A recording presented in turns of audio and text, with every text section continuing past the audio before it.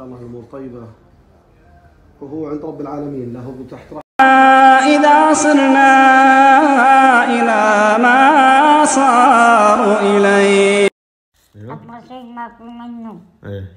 العول محترم ويوسف محترم. إيه. فشربني قهوة جاب لي مسكافيه وبطاطا. ايوه.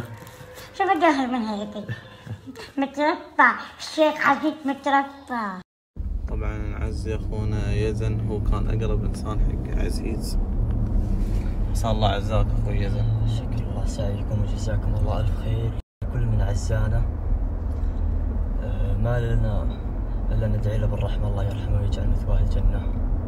وشكرا لكل من عزانا وكلمنا وتواصل معنا، وما اذا ما ردينا اعذرونا.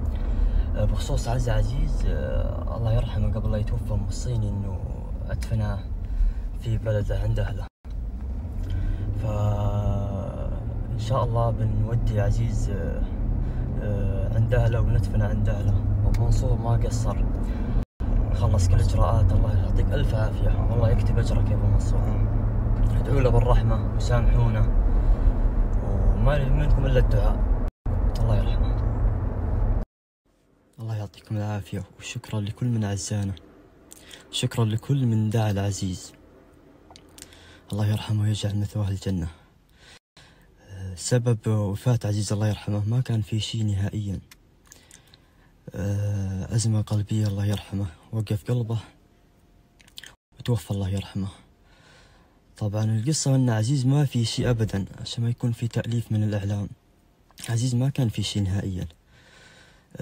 5 الصبح تقريبا قال يزن روشني. استغربت أنا، قلت لا يا عزيز تروش، برد عليك وتمرض. قال لا أمانة تروشني. أنا يعني خفت، استغربت، أول مرة يطلب طلب يتروش الساعة 5 الصبح. الله يرحمه روشته ولبسناه ونشفناه. نام، قام الظهر قمنا ما قام الله يرحمه، متوفي. ودنا المستشفى وسوى انعاش الله يرحمه متوفي. أنا حسيت يعني خلاص ودعنا، لأنه قال يزن سامحني وتروش بهالوقت ويقرأ أذكار. أقول يا رب يا رب سامحني، يا رب اشفيني. ما أبي أقول إلا الله يرحمه ويجعل مثواه الجنة. طبعا عزيز الله يرحمه يعني قبل فترة قال لي يا يزن إذا مت لا سمح الله أبيك تدفني عند أهلي. قلت له يا عزيز لا يا رجل، أنت إن شاء الله عمرك أطول من عمرنا. صار يضحك. بإذن الله ما يجفانا لا نوم ولا غيره، لين إن شاء الله نوصل عند أهله وندفنه عند أهله. والله يصبر أهله ويصبرنا ويصبر المتابعين. ادعوا له بالرحمة يا جماعة الخير وسامحوه. فأتمنى يا جماعة الخير أي كلام من الإعلام لا أحد يصدقه. عزيز توفى وعمره 23 سنة مو 27. حبيت أوضح لكم حالة الوفاة عشان المتابعين يعرفوا لهم حق يعرفوا.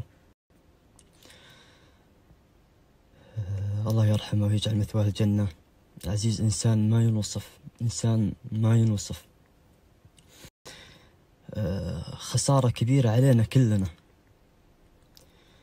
ما نبي إلا تدعوا له بالرحمة والله يجعل مثواه.